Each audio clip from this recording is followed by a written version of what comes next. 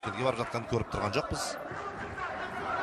Аскаюмованың қырғыз қызы алдын орап кетті. Шығып кетті, көрдіңіздер. Жоқ, кілемнің шетіне енді екі ұпай беріледі ғой. Кілемнің шетіне шығып кеттіңдер деп тұр. Қазір қырғыз жақ қарсылық білдіре ма? Наразылық жоқ әлде. Сол екі ұпайды қанағат тұтып қоя ма?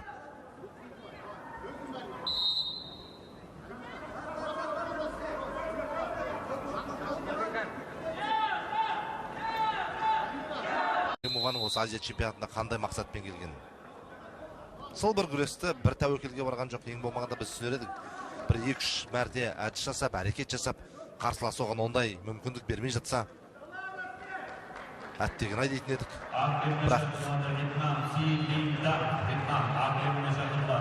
таким образом, уважаемые телезрители,